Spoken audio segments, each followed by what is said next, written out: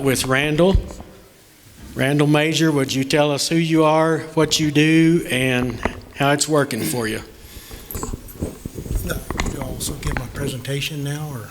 Yes. Okay. All right. I think I've got this. Yes, sir. All right. Good evening, everybody. My name's Randall Major. I've just wrote my thoughts down here so I can keep my presentation organized for you, so forgive me for reading a little bit here. But I'm a rancher out in Magdalena, New Mexico, and I'm also a real estate broker, so I do a lot of traveling around New Mexico. I see a lot of different management styles, and anyway, I'm here today to fill a hole and just tell you simply about my my management. So managing forage during drought in New Mexico, probably two of the most important factors in ranching is weather and prices, and we can't control either one of them. The best advice that I can give on how to survive a drought is to have your wife get a job in town. Seriously, there's a lot to know about managing forage in New Mexico because it's so diverse. Different elevations, as one example. I personally run cattle in 3 different counties. Each are so different, producing different calf weaning weights. The first thing I consider when managing the forage on my ranches is the number of cattle I'm running. But I also take into consideration the impact that the elk herds have on the range. It makes it quite a challenge. If you're on a permit ranch, your options are limited on what you can do other than decrease your cattle numbers. You can put up tall fences on private land, but that can become pretty expensive. Water is one of the most important, if not the most important resource to consider when managing forage. It is a great asset to have plenty of water distribution throughout your ranch. By providing multiple frequent water sources, it allows the cattle to graze the entire property instead of only grazing where the water is. It causes the herd to disperse more evenly, and this decreases the negative impact to the soil and the forage. A rancher has so much to consider when managing forage: the different types of elevation, terrain, grasses, browses, water distribution, fences, rainfall, all while trying to raise cattle and make a profit. A rancher should always be prepared for the possibility of drought. Why is managing forage during drought so important? Because, as Dave Farr once told me, because in New Mexico it's dry 9 out of the 10 years. One critical problem during drought involves forage production. In an article, Prospects and Management by Jerry Holchek, he says, even with the above average rainfall and good grazing management, forage production has been only about half the 10-year average in the first year after extended drought, based on several studies in New Mexico. About 5 to 7 years are required for full range land recovery from severe drought. That's a lot of time after a drought. Rangelands grazed conservatively or moderately produce more forage during drought than those heavily grazed. Their recovery is also much more rapid after drought. Ranchers are cautioned not to increase stocking rates too soon after drought to allow recovery.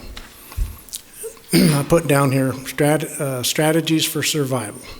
Basically, the best strategy I've used is to reduce my livestock in accordance with forage availability rather than holding livestock and providing them harvested feeds. This has been the best drought strategy financially, because historically harvested feeds cost will increase and cattle prices will decline as livestock sales flood the market. I'm not saying this is what you should do, but what works for me is I maintain my breeding herd at 50% of grazing capacity in pre-drought period, and when drought hits, I adjust accordingly. I feel if I don't do this when drought hits, the pressure on forage will be too great and will cause plant death, loss, and weakness in primary forage grasses, which harms my grazing land and my income. How do I survive financially by maintaining my breeding herd only at 50% of grazing capacity? I focus on the genetics of my livestock. I try to maintain a cow that will weigh 1,000 pounds or less and will raise calves with weaning weights at 700 pounds or more. thus producing more with less. If my profits are not enough to sustain my livelihood, then I look for outside sources of income to supplement my operation. Agriculture is all about raising our families and producing food for the world, all while caring for the land and its resources for generations to come. That's all I've got. So. Okay, Randall, thank you very much. I'd like to go next to John Romero. And one thing I did not mention before this started is these three gentlemen all ranch in ecosystems that are very much different from the other. So it's going to be interesting to see how many parallels there are and how many things they have to do different just because of where they live and how they have to manage. So John, take it away, please. Thank you. Good afternoon, everyone. Again, as he said, my name is John Romero, excuse me, and I'm actually very humbled to be in the presence of all of you, and especially these three gentlemen up here. Just to give you a little bit background about myself, I'm a member of the Pueblo of Laguna, which is about 15, 20 miles west of here. We range on tribal lands, and my unit is the Sedillo Cattle Association Range Unit. We're the largest of the 7 that are out there at Laguna, and it's basically in west central New Mexico, again, over 3 counties. As being a native, you know, our peoples have been here the longest. So we've learned through, I guess, the passing down of knowledge from our grandfathers, as we like to call it, you know, those uses of the seasons, of the different droughts, things like that, because we've been here since the beginning of time. So this is nothing new to us. You know, we've managed to survive all these years. And I thought that was rather interesting earlier this morning about the weather patterns and how, you know, we've gone through a lot of droughts. And if you look at your history of our peoples, it was mentioned about the Four Corners area, Chaco Canyon area. That's where our people originated from. So we basically just got up and moved when times changed. Well, can't do that anymore, right? So we're going to have to figure out a different strategy. But as far as our range unit is concerned, we, again, use those knowledge that have been passed down through our generations from our grandfathers, our fathers, you know, our forefathers, all of that. But we've also started to incorporate, or have been incorporating, you know, the different knowledge that we gain from seminars like this. And I'd like to especially thank or Dr. Casey Spackman for doing a lot of work out at Laguna to help us with our pasture rotation system. We had one that was developed by the Bureau of Indian Affairs, but this was way back in 1962. So, you know, we've been using that since then, but we've had to adjust it because, again, times have changed, right? So Dr. Spackman has been very instrumental in helping us to tweak our system, and hopefully it'll get better. Again, as was mentioned earlier, you know, one of the things that we use a lot of is federal funding through the USDA, different programs, EQIP, CSP, things like that, to expand our water system. I think our annual rainfall out where I'm at is 6 to 8 inches. And this year, just by going out and putting out rain gauges for the past several years, but this year I really paid a lot more attention, we were a little over 11 inches. So, you know, that's quite a bit of rain for us. But we try to manage where, as has been mentioned, that we're 90% of the time we're in a drought. So we have to try to manage for the good times as opposed to managing for the bad times. So that's kind of a different way of thinking. But again, we take advantage of a lot of the USDA programs that are out there. NMSU has been great, even though I'm a big fan of the University of New Mexico. Go Lobos, right? Sorry, guys, I just had to throw that in there. But again, is, you know, we're just trying to use the newer technologies, trying to use our, I guess, our older knowledge, if you want to call it that, the stuff that's been passed down. And if you try to combine those two and then, you know, come up with something that is, I guess you would say, unique to us. But, you know, we would like to share that with all of you too. So I guess this is my way of inviting you. If you're ever out in our part of the country, you'd like to take a look around, you're more than welcome. Thank you. All right, very good. Thank you. And so I'd like to end up with Tom Sidwell before we start questions. And you need a clicker. Yes, sir. It'll cost you. Put it on my bill. My name is Tom Sidwell, and my wife and I ranch south of Tucumcari, about 25 miles. I don't know if I know how to use this or not. And so we've got land below the cap rock, up on top of the cap rock, and the cap rock itself. Starting about, we bought the ranch in 2003, had pastured cattle for a year or two, and then we began developing it, the ranch. We now have 30 pastures, and we use one herd of cattle grazed through those pastures for short grazing periods and long rest periods. And I've seen a tremendous amount of improvement in the land and the soil and the water and everything.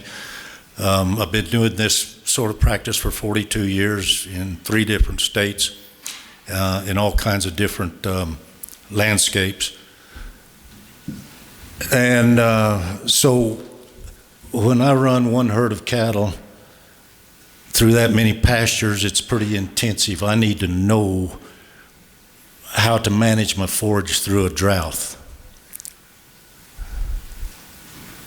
So there's different ways of managing forage. One is you keep the cattle on the land until you're out of grass, and then you sell the cattle. The other is that you manage the grass, plan for a drought, and you allocate the forage for whatever time period that you're going to do it for. So several months, a year, or whatever. And this was taken in 2013, so this drought had been ongoing since 2011. We've still got some grass on the left side of the fence. So this is what I do, and it works for me. I've been doing this for many years. It takes a lot more effort, but I plan for a drought before it occurs instead of reacting to it after it occurs. We know we're going to have a drought, we just don't know when, and so I plan for it. And the purpose is to allocate the current available forage for a planned period and then adjust the stocking rates accordingly. And I take into account other resource needs. Monitor drought plan and replan as needed. So I planned for a drought, and so far everything's going according to plan. You can go to the coffee shop, and boy, people hate to hear you say that. So when I look at in the fall of the year, late fall, like this time of the year, early winter, I look at this and say, okay, have I got enough grass out here to run the number of cattle that I've got now for the next, 300 days as an example? If your stocking rate is 40 acres per animal unit, well, it's hard to look at 40 acres and say, yeah, there's plenty of grass here for one cow for the next year. So I try to do it at a smaller scale and look at it as how large an area do I need, or will it take to run one cow for one day? And so what I do, I clip, weigh, and calculate. And so this has been over several years of doing this. Used to be we'd look at this and say, okay, well, if we've got a 20-yard by 20-yard area here, will that run one cow for one day? Just estimating, visually estimating. And it's hard to do because from one day to the next, your how you look at it's going to be different, subjective, different soils, different grasses, so on and so forth. It worked for, a number of years, but I was never comfortable with it. And so now I'll base my estimations based on an actual production. And so this is a square yard. I clip it, I weigh it, and I then calculate. This is a form that I've kind of come up with. Pastures on the left side, the clippings, the next column, and on through. And has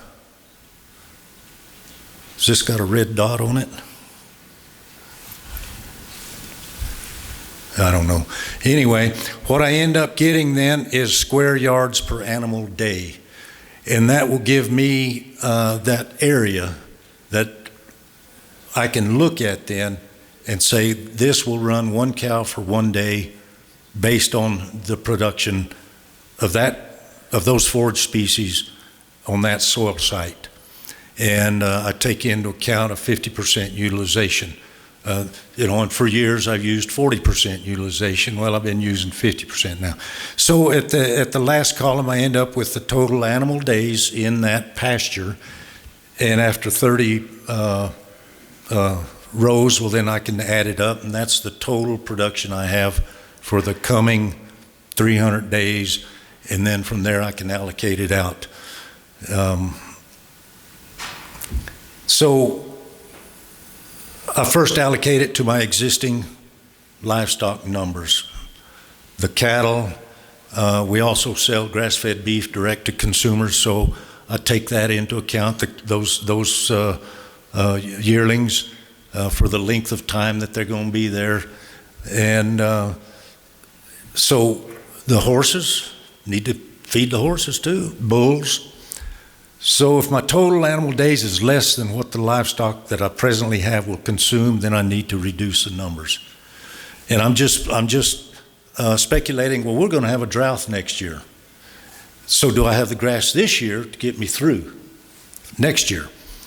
And if I don't, then I can reduce my numbers in November instead of next year sometime. If I have an excess of animal days, then I have some options. I can, buy more cattle, take in cattle on pasture, or what we've been doing is that any of the calves that don't fit our grass-fed beef program, then I can hold them over for 3 or 4 months or whatever the figures turn out to be, and I'm adding value then to those calves by selling them in the spring versus selling them in the fall. Generally, your spring market's going to be a little higher. So, and that's very important, is the options. And so when I go through this exercise here, my mind is at ease because I know then that I can survive a drought next year. And now I don't clip every pasture.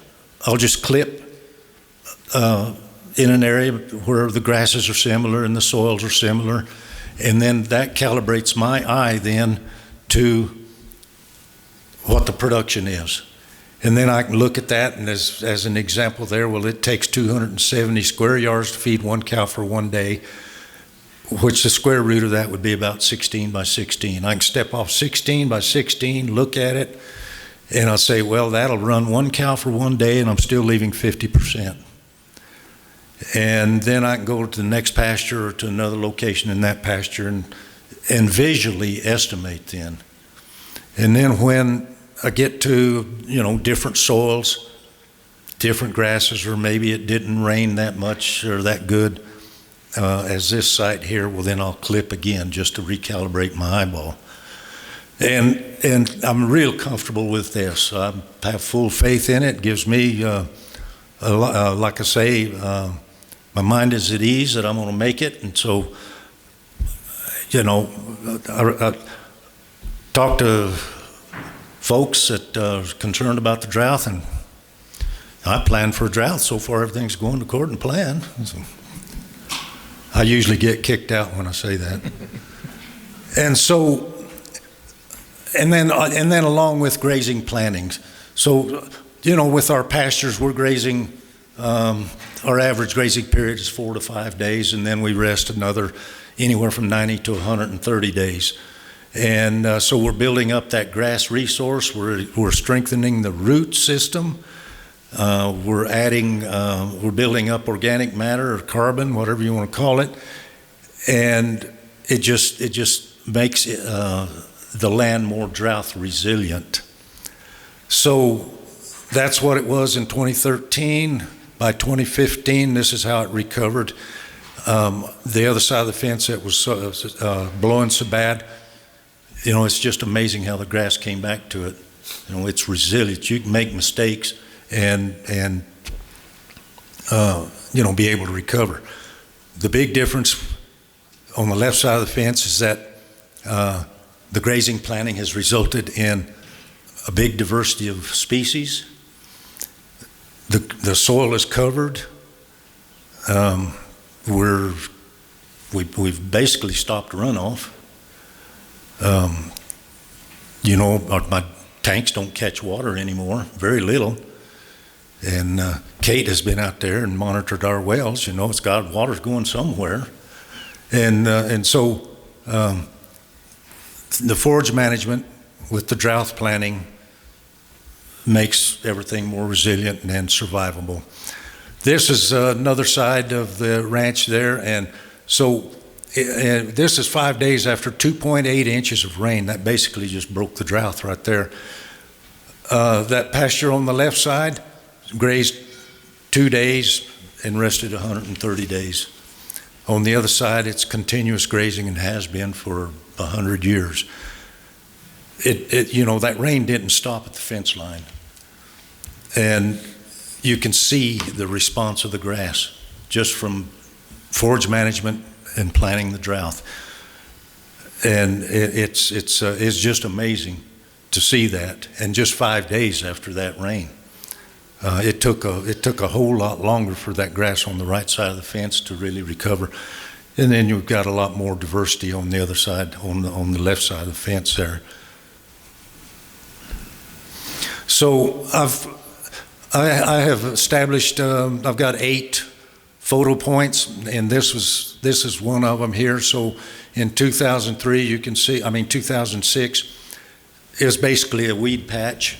There's some grass there. The ranch had been pretty badly overgrazed for many years. We developed a pretty intricate water system so I can move water with the cattle. Kate talked about that. And because you need water with one herd of cattle. And so in 2006, 13.4 inches of rain.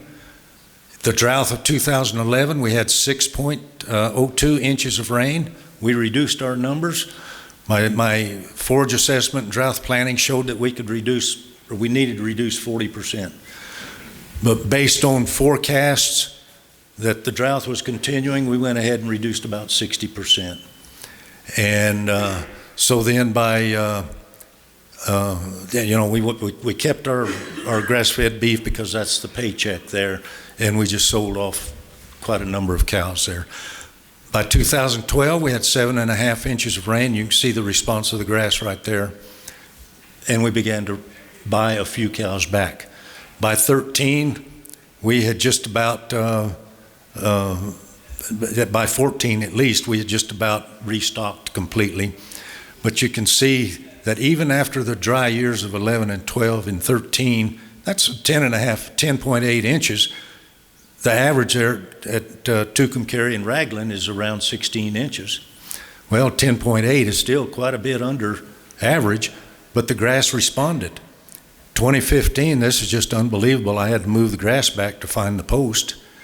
And, that's plains bristlegrass. That's all natural regeneration right there. And then just last week for 2022, year to date, we've had 12.5 inches, and about 10 of that has been since August. So having a good, healthy root system, having the soil that can retain the water, managing the forage, it makes a drought more survivable and resilient. And so, we're seeing a big diversity of species coming in. That white-topped grass, that's Arizona cottontail, Arizona cotton top. The last time I'd ever seen it was in range grass lab in 1968, I think it was, in New Mexico State. I've never seen it live like that right there. And we've got quite a bit of it that's spreading around. So we've also done a lot of brush control, and that makes a huge difference because that makes water more available. Then for forage production, it also helps to replenish the aquifers. Okay. Okay, thank you very much. Is there any questions? We got time for just a few to stay on time, but I'm sure these guys would be tickled to death to field a few questions if you have some. Anybody? Y'all did such a good job. You answered every question. Okay, Jim. Have any of you seen particular species of forages, grass and brush? What strategy have you employed? You talked now about your brush control. And what about the other two? In terms of invasive forage species or concerns that you may have? The question I couldn't hear real good, Jim. Any concerns with invasive species on your rangeland and your strategies for dealing with them? Well, like Greg was talking about earlier, out there in the Magdalena area, in 1998, the loco weed seeds had just been sitting in the ground for a long time, and we got some snow, really deep, wet snow there in January. And I mean, the conditions were just right in February, and it looked like we planted alfalfa across the country there. And boy, we really got hammered bad with loco then. And so since that year, I've really tried to prepare for that, and have had loco weed extension specialists come out and help me with it. David Graham, when he was still alive, came out and helped me with it. But what I do it a little different than Tom, and I really like Tom's deal. But just myself and the way I run my little operation is I'm running less cattle, but I've had a lot of good luck with running 50% capacity and comparing drought. Being able to eradicate turpentine weed. There was a lot of turpentine weed on that ranch I bought 15 years ago, and we don't have any turpentine weed there anymore. I have been able to reduce bare ground as well, and still be able to manage the cattle. I mean, the cattle are in on the same country continuously, but I feel that when we do get those rains, that my cattle have full access to the weed crops that come up as well. But that's just my deal, and I'm not saying that's the correct science or anything, but I hope that was close to answering your question. Anybody else right quick? Got time for one more. Let me answer that too. Okay.